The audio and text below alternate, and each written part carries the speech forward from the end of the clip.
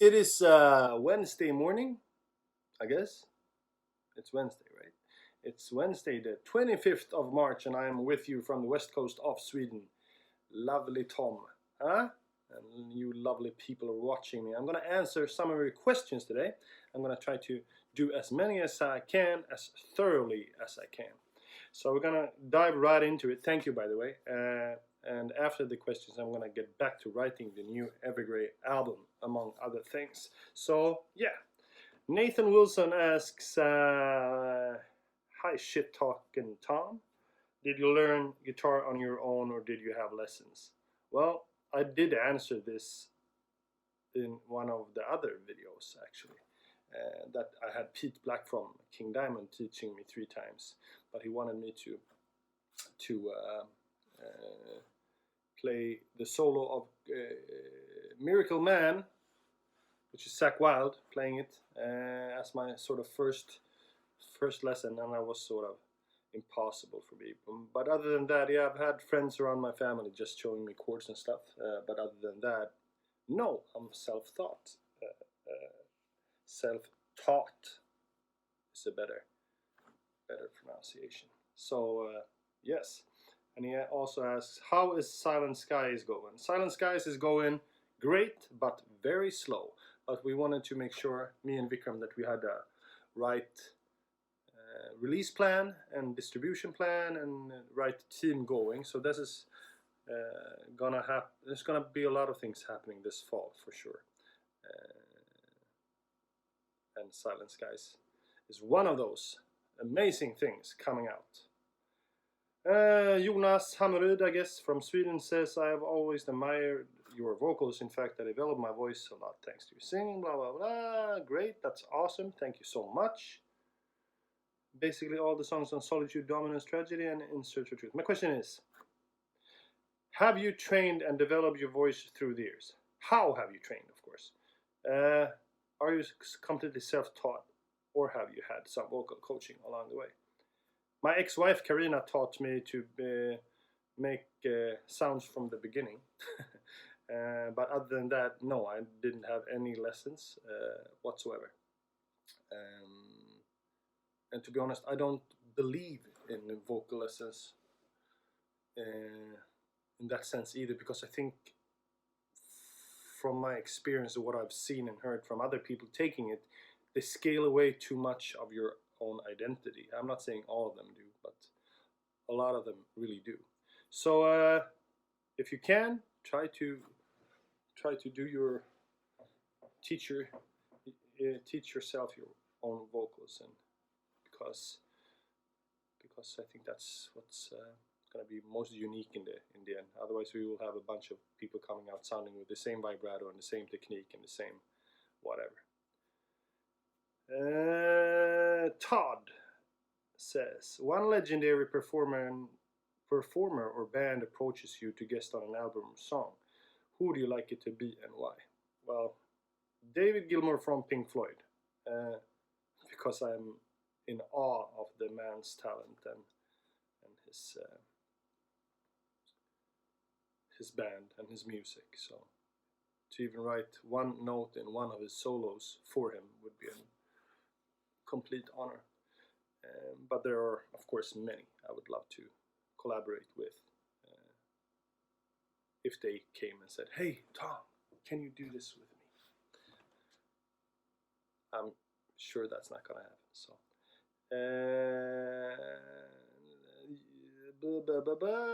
True Icon? Is that the pronunciation of your name? That's a very cool name. True Icon? I would love for that to be my name. He says, I would really love to know everything about your start. Everything. Like, is there any way to get the Unworthy Existence demo by Caddis? I think it's online. The demo is, he wants me to describe that demo. That demo is old school, very old school death metal from the early 90s. Our biggest influences at that time were D-Side and Morbid Angel, and we couldn't play for shit. But it started a career in the midst of this Gothenburg sound era. So yeah, maybe a riff playthrough from that demo. maybe not. How about that? Arne 10. Arne. Alright, Tom. I hope you will show us the first solo from the song When the River Calls.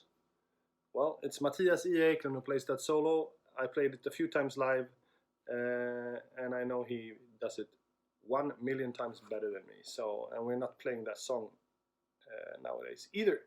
So no, you won't be seeing me doing that unless I get some really big feels someday and wanna explore those old songs. Dario, if you had to pick the 5 Evergrey songs you are most proud of, which ones would you choose? Faith Restored, King of Errors, Touch a Blessing, Words Mean Nothing, and A Silent Ark. Those are 5 songs that I am really proud of. But on the other hand, I'm proud of all of them, to be honest. Benita says the song Essence of Convention. Yeah, she was just commenting on what I was playing. Matthew, Kuiper. Do you have a personal favorite solo from Henrik Donhage? That's a good question. Perhaps a moment of awe when first hearing it. Yeah, there are a lot of those moments with Henrik. Henrik is a guitar player who plays like he is. Fragmented and all over the place, but I love him, and he's a crazy good guitar player. And how can I not mention the solo from King of Errors, but also solo in a song called Fragments is a one take, for instance, and the solo in Waking Up Blind, and then we have a solo in one of his first solos in a song called Trilogy of the Damned, which is a bonus track for Japan we made, and he played a really nice, like, Dimebaggy sounding solo on that song. Amazingly played. So yeah, there are a lot for you to check out, and he's doing his solo album now, so I'm guessing you're gonna have your hands full with hearing his notes and his awesomeness on guitar. John Toth III. I wonder if we will have the second and the first as well. Can you talk about how you developed a relationship with Caparison and Bogner? Yeah, the Bogner thing was very weird. I went there with Henrik in LA, in the Valley, and we had Reinhold come out and greet us with big hugs and the happiest face I've seen in my life. And then we just started working together, basically because he makes the best amps I've ever gotten to play. And I also worked in a music store for like 10 years, so I played a few amps, and I've never had anything that's sounding as much as me as the Bogner does. And then he also modified it to my liking, which is of course the greatest honor ever. So for the live environment, I couldn't be happier using the Bogner Ubershot. It's over here. Someday we can talk about that as well, maybe. And why did you choose them? And do you have and Caparison? And Caparison was endorsed by Ibanez back in the day, like 20 years ago, 20 plus years ago, when working in that music store I just mentioned. And then Matthias played Caparison, and I asked Matthias for a hookup, and he hooked me up with Itaro Kanno, who took us on board for me at that time. So yeah. And still the best guitars in the world, and you see a bunch of them hanging behind me. I played other brands through the years, but I always come back to the Caparison. Maybe it's because it's also part of my playing DNA, and I know it like the back of my hand. So yeah, happy to play Caparison. I had the same question from, I guess it's the same guy, because now I'm switching to YouTube to see those questions. Your attitude towards Alec Archer, your attitude towards religion, past and present. I don't understand the question.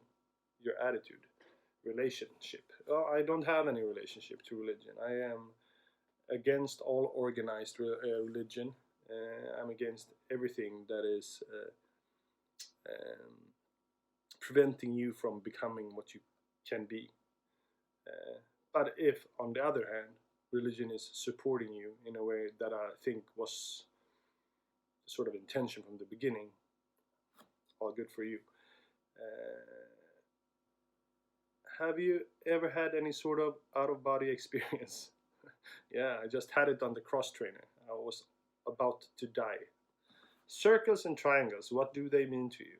Triangles means mark of the triangles, and circles means the Inner Circle album. Nothing more deep than that.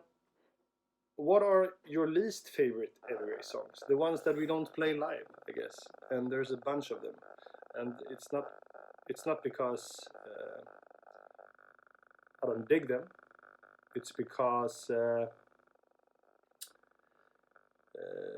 some of them are made for the studio environment. Some of them are made for just being recorded in the studio, and some of them are made for being played live in a way.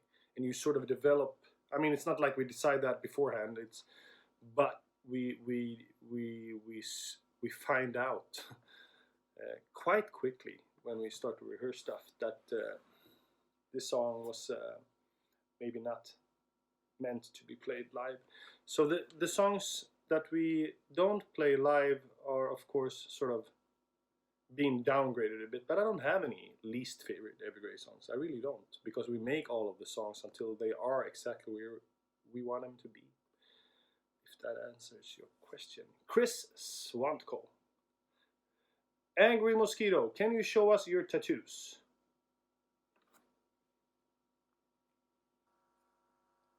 I have them on elsewhere on my body as well, so I can't show you. See? And here. There's another one. We have to do a special tattoo video someday.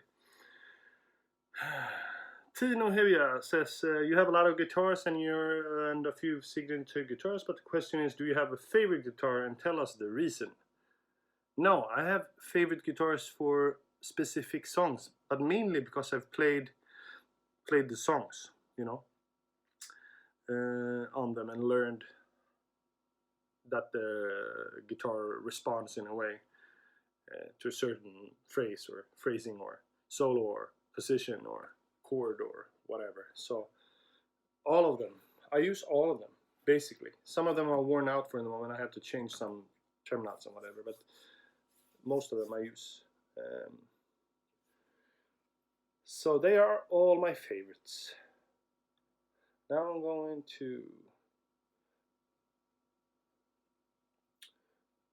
another one of my pages, and I remember I have to open the Instagram as well, because I had some questions there as well.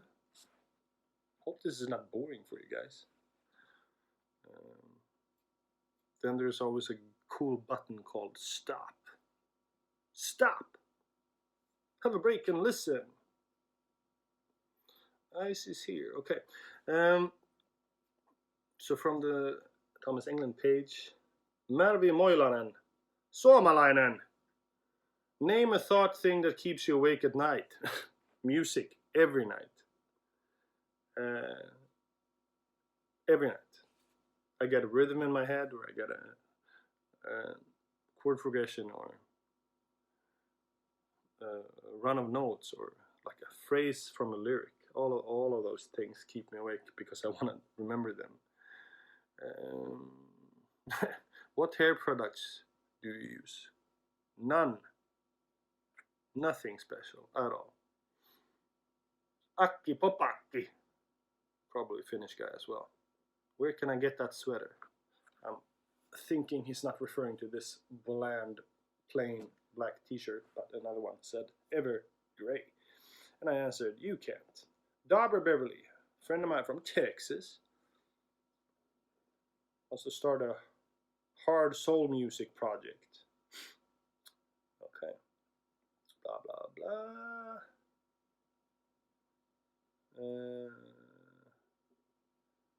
Somebody asked about my daughter. if she has any musical background. Yes, she did. She went to a music school called Rytmus in Sweden, writing music. She loves to sing, so yes, and she's been on a few albums as well.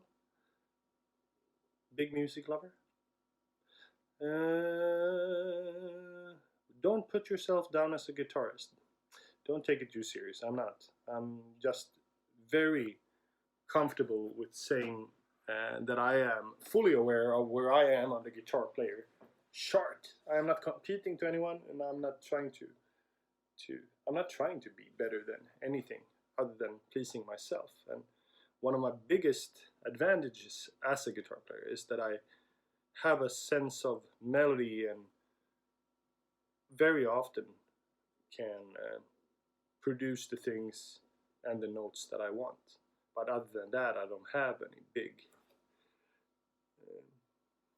ideas of myself as a guitar player at all.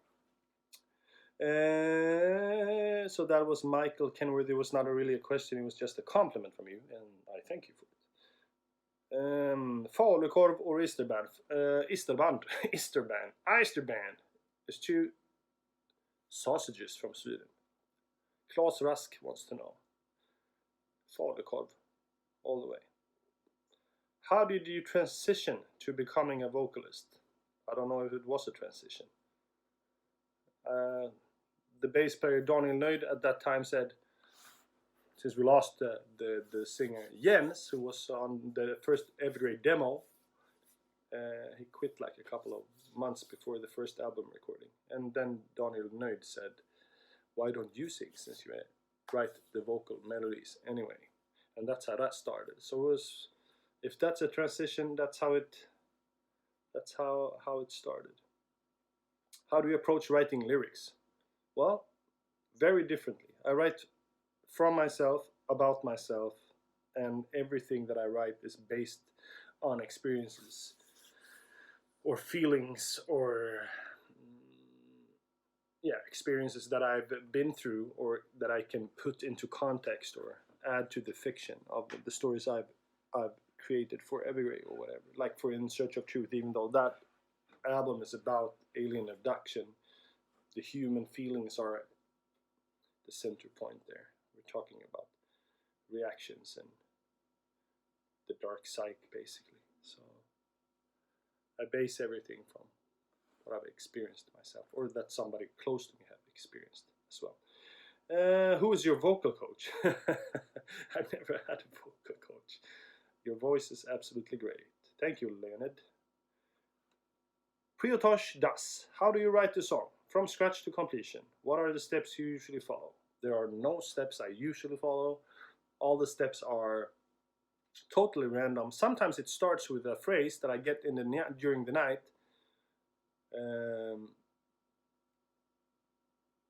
Just two words, and then I sort of create a world from that.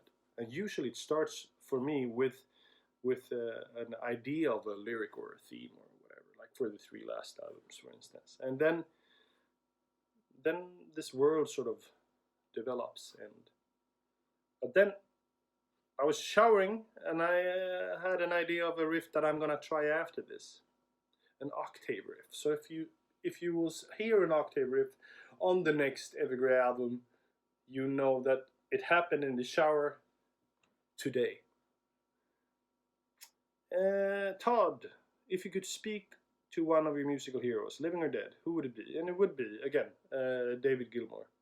And my question to him would be, how did you stand Roger Waters? No, I'm kidding. I don't know. Alexa She-Wolf Messina. She just mentions a bunch of songs. Stuart Colt Evil with a double L. I'd like to know which album changed your life and who are your biggest influences musically. What album changed my life? I would say Def Leppard Hysteria changed my life. It was also one of the first big, huge production concerts I saw. So for sure, that was one of the albums that made me wanting to become a musician, as well as Worldwide Live with Scorpions. Amazing band, amazing bands, both of them, still around today, still making music. Biggest respect. Henrik Rebecki, who is also one of the guys that runs the fan club in Brazil, I know. He wants to know if we can put the video clips in high quality on YouTube. The thing is, we don't own the video clips. The record label owns the video clips, so they are responsible for putting it on YouTube. So write AFM. Mark Underwood, what pedals, strings, cables and picks do you use to get your unique sound? I use, I have to look, Bonamassa wah pedal, a noise suppressor, a Polytune TC Electronic, and a mini blue, see the blue TC Electronic on top, that's it. And a channel switch for my Wagner. Strings, Ernie Ball, not because I necessarily think that any string that I've tried sound better than any other string. Or maybe it's just because I'm stupid enough to not see the difference. But the main thing for me is that I want the strings to last, not tone-wise. But I don't want them to cut off during the first song in a set. And I've had tried a lot of brands that break easily. Ernie Ball does not. And what else? Cables, not a clue. The cable that brings the sound from my guitar out to the speaker. I'm not that kind of girl. No, I'm not that gear nerdy. Actually, I am, but for the cable part, I wouldn't sit and. I know a friend of mine, Simone Mularoni. He tries cables to get the best sound possible. But then on the other hand, he's also 1,000,000 times better guitar player than me. So, and I guess Henrik is a fucking nerd as well when it comes to gear. I am, but not to the extreme like cables and speaker cables and stuff like this. Maybe I should be. I don't know. I'm more this kind of guy. Can you come here and fix this, make it sound good, and then I'm happy. Jess Verdugo. Oh, never mind. John Reed, do you seem to underestimate yourself? No, I don't. I'm just seeing where I am perfectly clear. James Roxborough, how do you approach riff writing and soloing? Do you just noodle about until inspiration strikes, or is there a structure to it? I always find I'll come up with a sick riff or lick then have no idea where to go from there. For me, I have an idea, and for me it's very clear after all these years, I guess, of writing music, how I write a song. But that doesn't necessarily mean that I write the first riff in the song first. Usually, or sometimes, I have the chorus first, and I have the theme or the groove riff, and then the song sort of develops in different directions based on what I wrote first. So, yeah. Sarah McBride, how are you finding being at home? Amazing. I'm very blessed to be living in a beautiful home, and so there's I have no urge or need to leave here. But the situation in the world right now is horrible, and I understand that people are suffering, and I understand also that the consequences of the current situation is gonna be long-lasting and testing. So,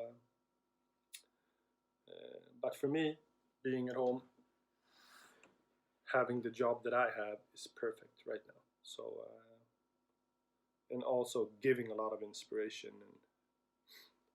and for the future albums. This is how fragile we are, and I think that's a thing that we're gonna learn from this experience. To Instagram, let's see. Wayne Joyner, we need to work together. Yes, we do. I told you already. You can come here and write the new Evergrey album. What are you, 4AA7 underline score? What are your favorite cover songs to jam to? I rarely jam, to be honest, but maybe then the cover songs that we've recorded. Rising Force with Yngwie Malmsteen, I'm Sorry with Dilba, and Oops, and Black Sabbath Paranoid. 3 covers that Evergrey did. When is the new music from Evergrey coming out? I can tell you that something is coming out this year. If you could pick the opening acts to tour with, which bands would you choose? Iron Maiden and Metallica. Basically because then I would be playing for a lot of people. René Michel photograph. Okay, she just gave us a compliment. Thank you. What is your favorite Evergrey song and what's your beer of choice? Any beer that's fluid is my beer of choice. I'm not a beer nerd at all. I like beer. End of story.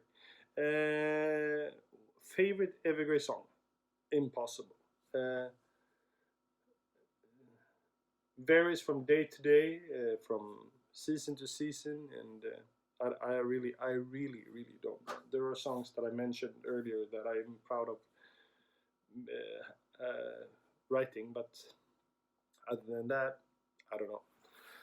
Ruslan Kramrov, how do you think the song is like The Lion, Creatures, Evergrey, and Queen? This is the strangest question I've had in my whole life. I will read it again, and maybe Ruslan Kramrov can come back for the next time we have this Q&A and ask this question again, but maybe slightly differently phrased. And I've tried to understand what you mean, Ruslan, but how do you think the song is like The Lion, Creatures, ...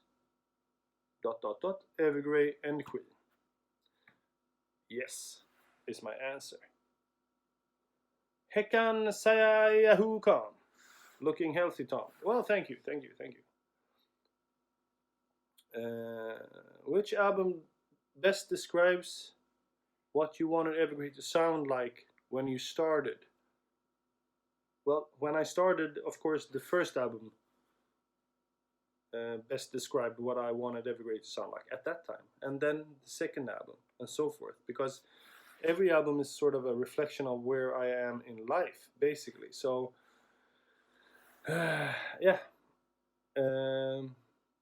which is the cool thing about writing music for such a long time, that we have been writing music forever, since 1995 basically. I have a sort of excerpt from a diary from where I was at the time that I can listen to, and it sounds like, and I always sort of immediately get transferred back to those times, feeling wise, and remember things and smells and persons and stuff like that. Well, I think that's it. And if I didn't answer your question, we will do this again. But right now I have to go back to play distortion because my fingers itch. Thank you so much for your support. Hope to see you soon. Back here on tour in your ears. Bye bye.